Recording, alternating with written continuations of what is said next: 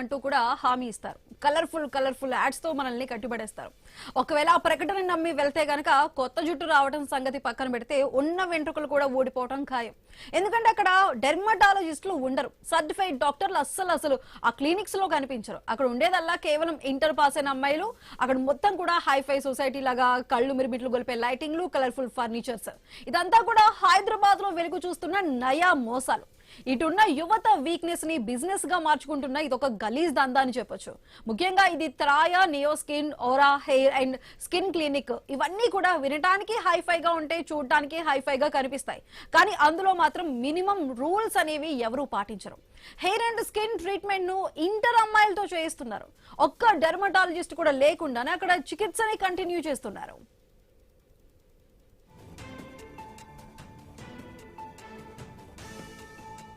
అయితే ఇక్కడ ఓవరాల్ గా ఈ హెయిర్ అండ్ స్కిన్ క్లినిక్స్ కి సంబంధించి లోపల జరుగుతున్న ఈ దందాపై పూర్తి విశ్లేషణ అందించడానికి మనతో పాటు జాయిన్ అయ్యారు జయరామ్ గారు. నమస్కారం అండి.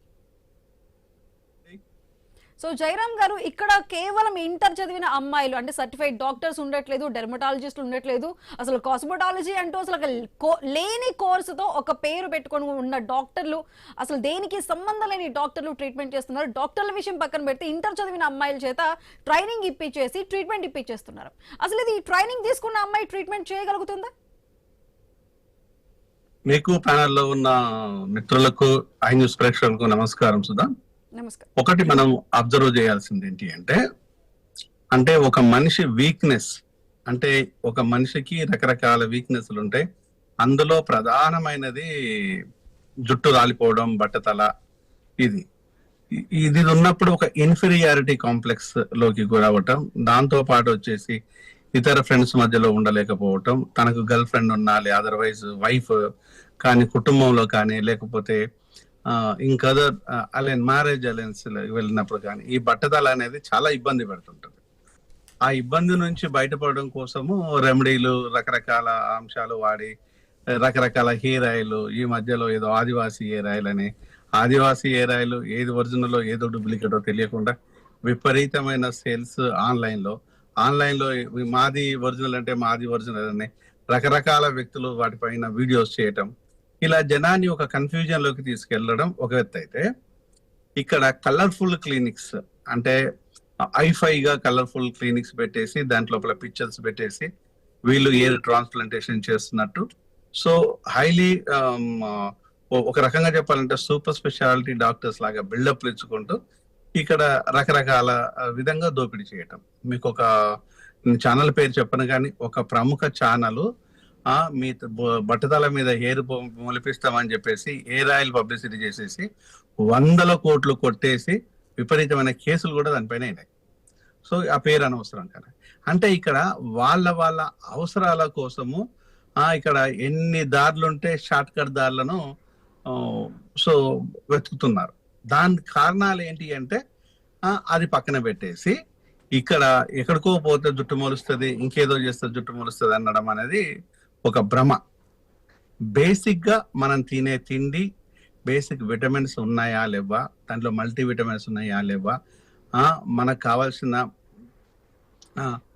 రిక్వైర్మెంట్స్ ఉన్నాయా లేవా, స్ట్రెస్ దీనికి ఇండికేట్ చేసినప్పుడు కూడా జుట్టు రాలిపోవడం ఒకటి ఖాయం, విపరీతమైన స్ట్రెస్. ఇంకొకటి నిద్రలేమి ఉండటం. ఇట్లా రకరకాల కారణాలంటే ఈ కారణాల విషయాలు పక్కన పెట్టేసి, వీటిని పక్కన పెట్టేసి ఇంకోటి ఆల్కహాల్, జంక్ ఫుడ్ కన్జ్యూమ్ చేయటం. ఈ మధ్యలో ఆల్కహాల్లో కూడా రకరకాల పేర్లు. So I'm not aware that especially in alcohol రకరకాల పేర్లు, అవి రకరకాల ఫుడ్ తోని, జంక్ ఫుడ్ తోని కూడా ఆల్కహాల్ ను సేవించడం. అంటే ఇక అన్నం ఉండదు, ఇక్కడ ఆల్కహాల్, జంక్ ఫుడ్ తినేసి వాళ్ళు ఫుల్ మీల్ చేసినట్టుగా ఫీల్ అయిపోయి అట్లా ఉండటం. అంటే ఇక్కడ ఇదంతా బట్టతల రావడానికి ఒక కారణం అయితే,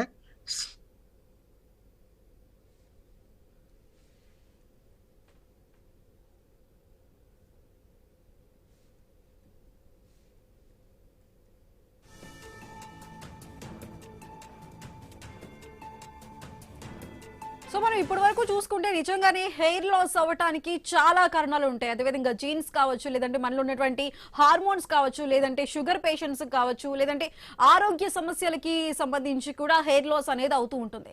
కానీ ఈ హెయిర్ లాస్ కి కేవలం ట్రీట్మెంట్ హెయిర్ ట్రాన్స్ప్లాంటేషన్ ఒక్కటే కాదు.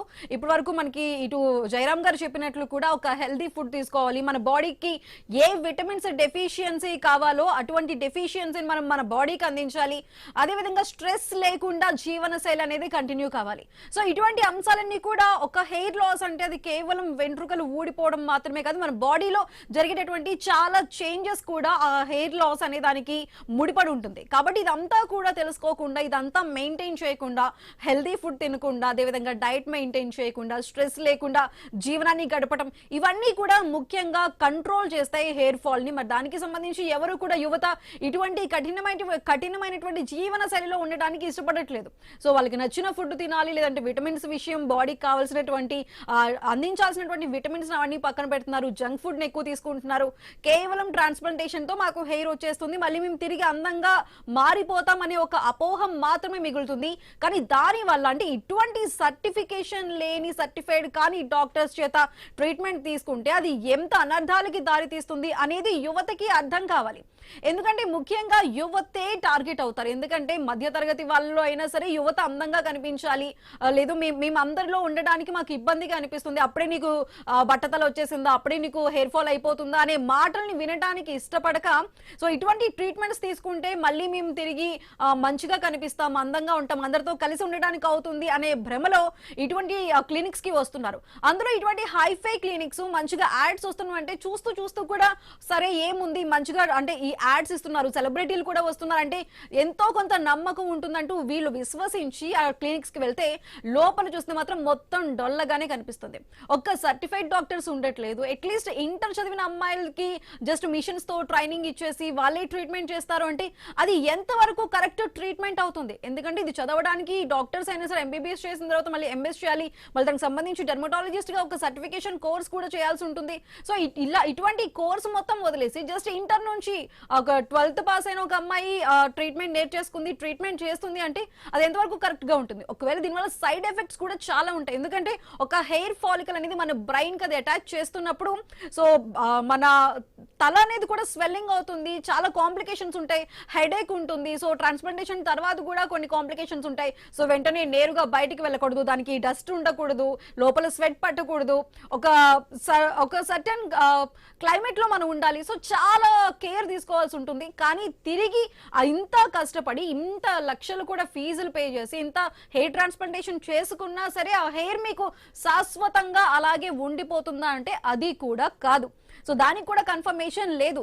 అది మళ్ళీ మీ జీవన శైలి మళ్ళీ మారుతున్న కొద్దీ, మీ బాడీలో వస్తున్న చేంజెస్ ఉంటున్న కొద్దీ కూడా చేసుకున్న లక్షల పోసి చేయించుకున్నటువంటి హెయిర్ ట్రాన్స్ప్లాంటేషన్ కూడా మళ్ళీ యథాస్థానానికి వచ్చే అవకాశం ఉంటుంది. ఇదంతా కూడా ముందుగా ఏ డాక్టర్ కూడా చెప్పట్లేదు. సో మీకు బట్టతల ఉందా, మేము హెయిర్ మొలిపిస్తాం అదొక్కటే చెప్తున్నారు తప్ప అసలు ఏం జరుగుతుంది, లోపల ట్రీట్మెంట్ ఏ విధంగా ఇస్తాం, తర్వాత మళ్ళీ మీరు తిరిగి ఎటువంటి ఇబ్బందులు పడాల్సి వస్తుంది అనేది అయితే చెప్పట్లేదు. సో జయరామ్ గారు, మనం మీరు ఇందాక నుంచి చెప్తున్నట్లుగా కూడా ఒక కఠినమైన జీవన శైలి యువత అలవాటు చేసుకోవడానికి బద్ధకంతోనే ఇటువంటి ఇన్స్టెంట్ ట్రీట్మెంట్ల వైపు వెళ్తున్నారు అనుకోవచ్చా? ప్రధాన కారణం అదే. ఇప్పుడు ఎందుకంటే బేసిక్ సెన్స్ లేకుండా, బేసిక్ మనం ఎలాంటి హెయిర్ కి ఎలాంటి పోషణ ఇవ్వకుండా, మనకు కంటి నిద్ర పోకుండా, ప్రాపర్ ఫుడ్ తీసుకోకుండా విపరీతమైన స్ట్రెస్ గురవటమే వీటి కారణాలు, ఈ ప్రధానమైన కారణాలు అవి. అంటే వీటి నుంచి తప్పించుకోవడం కోసం షార్ట్ కట్ రూట్స్, అంటే కలర్ఫుల్ క్లినిక్స్, కలర్ఫుల్ గా అమ్మాయిలను పెట్టేసి అక్కడ ఏదో ట్రీట్మెంట్ చేస్తున్నట్టు వీళ్ళు డాక్టర్ వేషధారణలను ఇంకా ఎక్సెట్రా ఇంకా రకరకాలుగా ఉంటుంటది. మీరు ఇంతకుముందు క్వాలిఫైడ్ కాదు అని చెప్పిన 100% క్వాలిఫైడ్స్ కాదు. సో ఇలా ఏదో ఒక్కొక్క దగ్గర ఏంటంటే ఒక క్వాలిఫైడ్ డాక్టర్ పేరు పెట్టేసి వాళ్ళకు అసిస్టెంట్స్ గా ఇంకొక టీంను కూడా, ఇదొక రకమైన మోసం. అక్కడ క్వాలిఫైడ్ డాక్టర్ పేరు ఉంటది, మీరు ఫోన్ చేస్తే ఆ క్వాలిఫైడ్ డాక్టర్ మాట్లాడతారు, వాళ్ళ అపాయింట్మెంట్ ఇస్తారు. కానీ ట్రీట్మెంట్ విషయానికి వచ్చినప్పుడు మాత్రం ఇది టెక్నీషియన్స్ వర్క్ అండి, ఇది వాళ్ళే చేస్తారు అనే ఇంకొక రకమైన మోసం కూడా ఉంది. అంటే దీంట్లో ఏంటంటే ఇలాంటివి అంటే మోర్ క్లినిక్స్ పెట్టేసి ఒక వ్యక్తిని కన్సల్టెంట్ గా పెట్టేసి ఆ వీళ్ళతోని నడిపించే తని కూడా ఉంది. ఇంకొక రకంగా చెప్పాలంటే మరొకగా అంటే ఇక్కడ బయట దేశాలలో ఎంబీబీఎస్ చేసి వచ్చి వాళ్ళు మన ఇక్కడ క్లియర్ చేయకుండా, ఎంసీఐ క్లియర్ చేయకుండా వాళ్ళు కూడా ఇతర క్లినిక్లలో హాస్పిటల్లో కూడా పనిచేసే వాళ్ళు కొంతమంది. అంటే జయరామ్ గారు, ఇప్పుడు మీరు చెప్తున్నట్టు ఎంబీబీఎస్ కంప్లీట్ చేసిన తర్వాత వెంటనే క్లినిక్స్ తీసేసుకుంటున్నారు, క్లినిక్స్ పెడుతున్నారు. కానీ ఈవెన్ ఆ ఎంబీబీఎస్ చేసిన డాక్టర్ కి అయితే ఐడియా ఉంటుంది కదా, డెర్మటాలజిస్ట్ చేసిన తర్వాతే మనం క్లినిక్ లోకి ఒక డాక్టర్ గా మనకు అర్హత ఉంటుంది అనే ఒక కన్ఫర్మేషన్ ఎంబీబీఎస్ చేసిన ప్రతి ఒక్క డాక్టర్ కి అది ఐడియా ఉంటుంది. అయినా సరే ఇటువంటి తప్పుడు మోసాలకి, తప్పుడు ట్రీట్మెంట్లకి ప్రజల్ని ఎందుకు వాడుకుంటున్నారు? అంటే ఇక్కడ అదేనండి, ఈజీ మనీ కోసము ఒకటి. ఆ ఈజీ కాస్మెటాలజీ అనేది అది సూపర్ స్పెషాలిటీ సబ్జెక్ట్. అది అంటే డర్మటాలజీ లోపల కాస్మెటాలజీ మిక్స్ అవుతుంది, పీజీ లోపల. ఇంకా కాస్మెటాలజీ పోవాలంటే super speciality, plastic surgery super speciality, ఇతర కొన్ని సూపర్ స్పెషాలిటీ సబ్జెక్ట్స్ ఉన్నాయి. కొన్ని పీజీలో కూడా ఆ సబ్జెక్ట్స్ కొన్ని మిక్స్ అవుతాయి. అంటే పిడియాట్రిక్స్ లో నియోనటాలజీ మిక్స్ అయినట్టుగా దీంట్లో కాస్మెటాలజీ కూడా డర్మాలో మిక్స్ అవుతుంది. అందుకోసం మీకు డర్మాకి చాలా, ఒకప్పుడు డర్మాకి ఇంత డిమాండ్ ఉండేది కాదు ఎండి డర్మటాలజీ చేయాలంటే. ఇప్పుడు డర్మటాలజీకి చాలా డిమాండ్. ఎందుకంటే మనిషి తన వేషధారణ లోపల కొంత రియలైజ్ అయిపోవడం ఒకటి, తను బెటర్ గా కనిపించాలి అని కోరుకోవడము రెండు. సో కోరుకోవడంలో తప్పు లేదు, కానీ ఆ కోరుకున్న క్రమం లోపల మనం ఎవరిని కన్సర్న్ చేస్తున్నాం అనేది వాళ్ళు అబ్జర్వ్ చేసుకోవాలి. అంటే ఇక్కడ ఈ కలర్ఫుల్ క్లినిక్స్ ఇవన్నీ పెట్టుకున్న తర్వాత యాడ్స్, దాని లోపల ఇంకా సినిమా వాళ్ళను కూడా వీళ్ళ ఇంట్రడ్యూస్ చేయడం, మా జుట్టు రాలిపోతే మాకు బట్టతలపై వెంట్రుకలు వచ్చినాయి అనే ఒక కహాని వాళ్ళతో చెప్పించటము. ఈ మధ్యలో లావుకున్న వాళ్ళని తీసుకొచ్చేసి వాళ్ళు ఇంకో రకంగా సన్నబడుతుంటారు, వీళ్ళే సన్నబడ్డట్టుగా కొన్ని క్లినిక్లు కూడా మోసం చేయటం. అంటే మోసానికండి, ఓవరాల్ గా ఇదంతా ఒక మోసానికి దారి ఏదంటే ఎన్ని దారులు ఉంటే అన్ని దారులలో మోసం చేస్తున్నారు, జనాలు మోసపోతున్నారు. అది మోసపోవద్దురా అయ్యా, మీరు కొంచెం జాగ్రత్తగా ఉండండి, మీరు క్వాలిఫైడ్ దగ్గరికి పోండి, మీరు క్వాలిఫైడ్ క్లినిక్స్ దగ్గరికి వెళ్ళండి అని చెప్తే మాత్రం వెళ్ళరు. ఇక్కడ ఎందుకంటే ఆ డిస్కౌంట్లు, ఇంకా అట్రాక్టివ్ డిస్కౌంట్స్ ప్యాకేజెస్ కూడా ఉంటాయి ఇక్కడ. సో ఆ డిస్కౌంట్లు ప్యాకేజీలు కూడా మీకు ఎప్పుడు కూడా క్వాలిఫైడ్ డాక్టరు ఇంత హంగామా చేయరండి. క్వాలిఫైడ్ డాక్టరు ఇంత హంగామా ఎప్పుడూ చేయడు. వాళ్లకు సబ్జెక్టు మీద కాన్సన్ట్రేషన్ ఉంటుంది, అకాడమిక్ మీద కాన్సన్ట్రేషన్ ఉంటుంది. తప్పితే ఒక మనిషిని అట్రాక్ట్ చేయాలి, డబ్బులు లాగాలి అనేది మీకు ఎప్పుడు క్వాలిఫైడ్ డాక్టర్ దగ్గర ఉండదు. ఇదొక్కటి చాలా, ఈ వ్యత్యాసాన్ని గమనించాలి. మీకు ఎక్కడైతే విపరీతమైన హంగామా ఉంటుందో, విపరీతమైన ఆర్భాటం ఉంటుందో, విపరీతమైన యాడ్స్ ఉంటాయో, అక్కడ ఏదో సంథింగ్ ఫిషీ అనే విషయాన్ని ప్రజలు అబ్జర్వ్ చేసి దాన్ని కొంచెం ఎంక్వైరీ చేసి అప్రోచ్ అవుతే బాగుంటుంది అనేది మన సిన్సియర్ అడ్వైస్. జయరామ్ గారు, ఇప్పుడు మీరు చెప్తున్నట్లుగానే మనం చూసుకుంటే ఇటు కలర్ఫుల్ గా యాడ్స్ తీస్తున్నారు. ఇటువంటి ఇప్పుడు మెయిన్ వెలుగులోకి వచ్చినటువంటి మూడు కూడా అన్ని హైఫై క్లినిక్స్, వాటికి సంబంధించి సెలబ్రిటీ యాడ్స్ కూడా మనం చాలా సార్లు చూసే ఉంటాం, వాటికి బ్రాంచెస్ కూడా ఉంటున్నాయి. సో ఇటువంటి సెలబ్రిటీ యాడ్స్ ఇస్తున్నప్పుడు దానికి సంబంధించి లోపల అసలు సర్టిఫైడ్ డాక్టర్స్ లేరు. సో అలాంటప్పుడు ఒక యాడ్ చేసేటప్పుడు ఒక సెలబ్రిటీ కానీ లేదంటే ఒక సోషల్ మీడియా ఇన్ఫ్లుయెన్సర్ కానీ అసలు ఎటువంటి జాగ్రత్తలు అన్ని ముందుగా చూసుకోకుండా, అసలు వెరిఫికేషనే లేకుండా ఏది పడితే అది చేసి ప్రజల్ని మోసం చేస్తున్నారంటే మరి ఇన్ఫ్లుయెన్సర్స్ మీద కానీ లేదంటే ఇటువంటి యాడ్స్ చేస్తున్న వాళ్ళ మీద కానీ ఏమైనా లీగల్ గా వెళ్ళే అవకాశం ఉంటుందా అండి? ఇన్ఫ్లుయెన్సర్ కి ఏముంటదండి, వాళ్ళకి ఏం సోషల్ రెస్పాన్సిబిలిటీ ఉంది? సినిమా వాళ్ళకు ఏం సోషల్ రెస్పాన్సిబిలిటీ ఉంది? డబ్బులు ఇస్తే వాళ్ళు ఏమైనా చేస్తారు, ఏదైనా చెప్తారు. అందులో మీకు సింపుల్ ఎగ్జాంపుల్, అసలు కూల్ డ్రింక్స్ అనేటివే తాగకూడదు. కూల్ డ్రింక్స్ వల్ల దాని వల్ల అనేక రకమైన ఇబ్బందులు వస్తుంటాయి, అనేక రకమైన జబ్బులు వస్తుంటాయి. అది పిల్లలకు అస్సలు మంచిది కాదు. ఇంకా కొన్ని ప్లేసులలో మనకు టాయిలెట్స్ క్లీన్ చేయడానికి యాసిడ్స్ లేకపోతే కూల్ డ్రింక్స్ క్లీన్ చేస్తే బాగుంటుంది అన్న విషయాన్ని దాన్ని కూడా చూపించారు. అయినా కూడా వీళ్ళ మైండ్ సెట్ ఏం మారదు కదా. అదే కూల్ డ్రింక్ గవర్నమెంట్ ప్రమోట్ చేస్తుంది, అదే కూల్ డ్రింక్ ని సెలబ్రిటీ ప్రమోట్ చేస్తున్నారు. ఇక వాళ్ళకు సోషల్ రెస్పాన్సిబిలిటీ ఉంది, వాళ్ళకి ఎక్కడ నీతి నియమాలు ఉన్నాయి? ఇక వాళ్ళకే లేదు. ఇంకా నెక్స్ట్ వచ్చేసి ఇన్ఫ్లుయెన్సర్స్ అనే వాళ్ళు పైసల కోసం ఏ గడ్డి అయినా తింటారు అనే విషయాన్ని మనకు అనేక సందర్భాల్లో తేలింది. ఎందుకంటే ఈ గేమింగ్ యాప్స్ కానీ, బెట్టింగ్ యాప్స్ కానీ, ఇతర కొన్ని యాప్స్ ఉండేసి రమ్మీ యాప్స్ అని కొన్ని యాప్స్ ని బహిరంగంగానే ప్రచారం చేస్తుంటే వాళ్ళ మీద కేసులు కూడా అయినాయి. మరి ఆ మాత్రం తెలివి ఉందా వీళ్ళకి? దాంట్లో పెద్ద పెద్ద సినిమా వాళ్ళు కూడా, అది ఈ బెట్టింగ్ యాప్స్లలో సినిమా వాళ్ళు కూడా వాళ్ళు ఉన్నారు, ఇన్ఫ్లుయెన్సర్స్ కూడా చాలా మంది ఉన్నారు, కేసులు కూడా అయినాయి. అంటే ఇక్కడ వీళ్ళకు సోషల్ రెస్పాన్సిబిలిటీ ఇమేజ్ తో రాదండి, వాళ్ళు మానసికంగా ఇది మనం చెయ్యకూడదు అనే దాని మీద వస్తారు. అది ఎంతమంది దాని మీద ఉన్నారు? బిగ్ బి ఒక విషయం లోపల ఆయన రిఫ్యూజ్ చేశారండి. మీకు 1 minute లోపల నూడిల్ తయారు చేస్తారు అన్న తర్వాత ఆ నూడిల్ తో చాలా ఇబ్బంది అవుతుంది, పిల్లలకి దానితో ఇన్ఫెక్షన్స్ వస్తున్నాయి, డివార్మింగ్ చాలా క్లియర్ గా ఇవ్వాల్సి. ఆమె బేసికలీ పిడియాట్రిషియన్, వర్మో స్పెషలైజేషన్, ఆమె కాస్మెటాలజిస్ట్.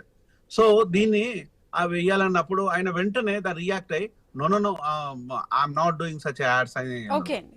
సో మహేష్ బాబు కూడా థమ్స్ అప్ విషయం లోపల ఆయన కూడా క్యాన్సిల్ చేసుకున్నట్టుగా తెలుసు నాకు. మహేష్ బాబు కూడా నాకు ఎక్కడప్పుడు అంతకుముందు థమ్స్ అప్ విషయం లోపల మహేష్ బాబు ఉండేది, ఇప్పుడు కూడా ఆయన క్యాన్సిల్ చేసుకున్నారు అనేది మాత్రం తెలుస్తుంది. ఎంతవరకు నిజమో అబద్ధం తెలియదు, చేసుకున్నారా అనేది మాత్రం నాకు కొంత ఐడియా ఉంది. సో ఇట్లా కొంతమంది ఆ సోషల్ రెస్పాన్సిబిలిటీతో ఉన్నారు. అట్లా ఉంటే బాగుంటుంది. మీకు ఈ మధ్యలో పాన్ పరాగ్ లోపల సూపర్ స్టార్స్ ఉన్నారు దాని మీద యాక్ట్ చేయడానికి. అజయ్ దేవగన్, షారూక్ ఖాన్, ఎంత దారుణం. ఇవన్నీ వాళ్ళకు సోషల్ రెస్పాన్సిబిలిటీ తెలియదా? షారూక్ ఖాన్ జవాన్ లాంటి ఒక సోషల్ రెస్పాన్సిబిలిటీ మూవీని ఆయన ప్రొడ్యూస్ చేస్తాడు, గౌరీ ఖాన్ ప్రొడ్యూస్ చేస్తే ఆయన హీరోగా చేశాడు, అట్లే దాని డైరెక్టర్. అంటే అంత సోషల్ రెస్పాన్సిబిలిటీ తీసుకున్న మూవీలు తీసుకుంటే మళ్ళీ ఇక్కడ వచ్చేసి పాన్ పరాగ్ లాంటి వాటిని యాక్ట్ చేయటం, అంటే దీన్ని మనం ఏ విధంగా చూస్తుంటాం అంటే సినిమాలు అనేది ఒక వేషాలు వేయడం కోసము, జనాన్ని డబ్బులు పీడించడం కోసమే అందామా? లేకపోతే సోషల్ రెస్పాన్సిబిలిటీ ఉన్నప్పుడు ఇవి చేయకూడదు అనేది ఏమన్నా ఉందా? అంటే ఎప్పుడు కూడా ఇన్ఫ్లుయెన్సర్స్ ఎవరైనా కూడా సోషల్ రెస్పాన్సిబిలిటీ లేని వాళ్ళతోని మనము కంపేర్ చేసుకుంటే సొసైటీ నాశనం అవుతుంది అనే విషయాన్ని మనం గుర్తుపెట్టుకోవాలి. ఓకే జయరామ్ గారు, thank you so much. So ఇప్పటి వరకు చెప్తున్న దాని ప్రకారం, మనం వింటున్న దాని ప్రకారం కూడా అందం కోసం ఆలోచించడం తప్పు కాదు.